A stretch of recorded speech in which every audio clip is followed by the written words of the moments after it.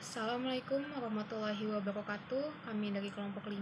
Di sini kami akan membahas mengenai manajemen investasi, yaitu Initial Public Offering atau IPO dan saham terbuka.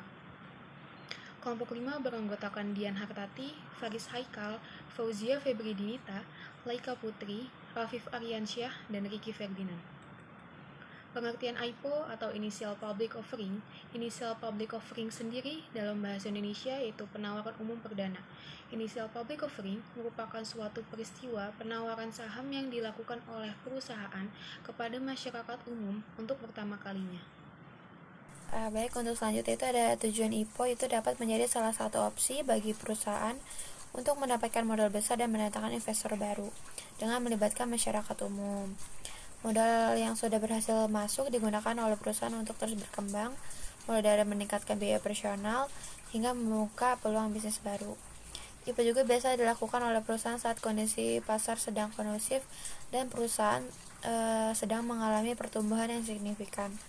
Sedangkan waktu yang terbaik untuk mempersiapkan IPO adalah ketika perusahaan telah siap baik secara finansial dan juga secara material. Sehingga saat waktunya telah tepat, perusahaan telah siap sepenuhnya. Kemudian syarat IPO ada 4. Yang pertama, batas minimal saham IPO. Adapun jumlah saham yang dijual ke publik sejumlah 150 juta lembar. Yang kedua, memenuhi syarat akuntansi dan keuangan. Yang ketiga, perusahaan tidak mengalami kerugian 2 tahun terakhir. Yang keempat, struktur kepemimpinan perusahaan terstruktur. Halo kawan-kawan, sini saya akan menjelaskan mekanisme IPO. Yang pertama, perusahaan perlu mendapatkan persetujuan dari stakeholder dan mempersiapkan penjamin emisi yang membantu perusahaan dalam melakukan IPO. Nantinya, para stakeholder turut mengevaluasi nilai perusahaan guna menentukan nilai saham yang akan dijual kepada publik. Setelah melakukan underwriter, pihak perusahaan pun bisa mempersiapkan berbagai macam dokumen seperti laporan keuangan, beberapa tahun terakhir, profil perusahaan, rencana perusahaan, opini hukum untuk diajukan kepada BI dan Otoritas Jasa Keuangan atau OJK. Yang kedua, admin harus menyampaikan permohonan pencatatan saham ke Bursa Efek Indonesia atau BI dan menyampaikan pernyataan pendaftaran kepada Otoritas Jasa Keuangan atau OJK. Selanjutnya pihak BI akan mempelajari seluruh dokumen yang diajukan dan melakukan kunjungan ke perusahaan tersebut. Mereka juga berhak meminta perubahan atau tambahan informasi kepada perusahaan untuk memastikan bahwa semua material penawaran saham, kondisi keuangan, dan kegiatan usaha perusahaan diungkapkan kepada publik melakukan prospektus. Ketiga, perusahaan dapat menerbitkan prospektus ringkas dan melakukan public expose jika izin publikasi telah dikeluarkan OJK. Dalam public expose, perusahaan menyampaikan tentang harga saham perdana yang akan ditawarkan kepada investor melalui proses yang dinamakan penawaran awal atau building, di mana book building investor dapat menyampaikan melihat pemesanan saham dengan mengisi harga saham yang dikehendaki sesuai rentangan harga yang ditawarkan. Keempat, perusahaan membuka masa penawaran umum saham atau offering kepada publik setelah pernyataan pendaftaran perusahaan telah dinyatakan efektif oleh OJK. Dan terakhir, yang kelima, B akan memberikan persetujuan dan mengumumkan pencatatan saham perusahaan serta memberikan kode saham ticker perusahaan untuk keperluan perdagangan saham di bursa. Distribusi saham akan dilakukan kepada investor secara elektronik melalui Kustodian Sentral Efek Indonesia atau KSEI. Demikian tahapan IPO perusahaan. Nah, kawan-kawan, jadi sebelum perusahaan itu melakukan pembukaan penjualan saham, mereka ada mekanisme IPO. Sekian, terima kasih penjelasan saya tentang mekanisme IPO. Selanjutnya ada kegunaan IPO.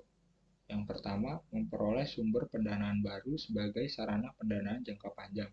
Setelah go public, perusahaan akan mendapatkan pemodalan tambahan dari saham yang dijual. Yang kedua, meningkatkan nilai perusahaan atau company value.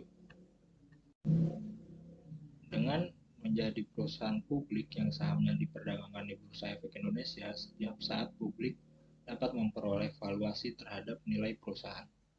Yang ketiga ada meningkatkan citra perusahaan. Perusahaan yang dimiliki oleh masyarakat mendorong untuk adanya keterbukaan informasi dan transparansi. Yang keempat, ada mempertahankan kelangsungan usaha. Dengan menjadi perusahaan publik, kemampuan perusahaan untuk dapat mempertahankan kelangsungan hidupnya akan jauh lebih baik dibandingkan dengan perusahaan tertutup. Yang terakhir ada insentif pajak. Pemerintah memberikan insentif pajak kepada perusahaan yang go public berdasarkan peraturan pemerintah nomor 56 tahun 2015. Saham yang dapat diwariskan. Terdapat dua jenis saham yang dapat diwariskan, yaitu saham tertutup dan saham terbuka. Saham tertutup adalah jenis saham perusahaan yang tidak dapat diperjualbelikan di Bursa Efek Indonesia atau BI. Hal ini dikarenakan ada salah satu syarat yang belum dipenuhi seperti IPO atau Initial Public Offering. Biasanya perusahaan dengan saham yang tertutup adalah perusahaan yang belum menyatakan IPO-nya. Contohnya Pertamina, PLN, Pelindo, Pupuk Indonesia, dan Hutama Karya. Selanjutnya saham terbuka. Saham terbuka adalah saham yang telah diperdagangkan di Bursa Efek Indonesia karena sudah menyatakan IPO atau Initial Public Offering. Dengan begitu, saham yang sudah terbuka dapat dibeli oleh siapa saja. Perusahaan yang sudah terbuka dan terdaftar di BI biasanya disebut emiten. Contohnya PT Primadaya Plasindo Tbk, PT Puri Sentul Permai Tbk, PT Goto Gojek Tokopedia Tbk, PT Sumber Tani Agung Resources Tbk, dan PT Adi Komuter Property Tbk. Keuntungan saham terbuka. Keuntungan saham terbuka yang pertama yaitu capital gain. Capital gain dapat diperoleh pemegang saham jika menjual saham di harga yang lebih tinggi daripada harga belinya. Contoh simpelnya, kamu membeli saham ABCD di harga Rp1.500 per lembar, lalu menjualnya di harga Rp2.000 per lembar. Maka kamu akan mendapat keuntungan sebesar Rp500 per lembar. Keuntungan saham terbuka yang kedua yaitu dividen. Dividen adalah bagian dari laba perusahaan yang dibagikan kepada pemegang saham. Dividen biasanya dibagi dalam 1 kali setahun, setelah rapat umum pemegang saham atau RUPS tahunan. Namun ada pula perusahaan yang membagi dividen 2 kali dalam setahun.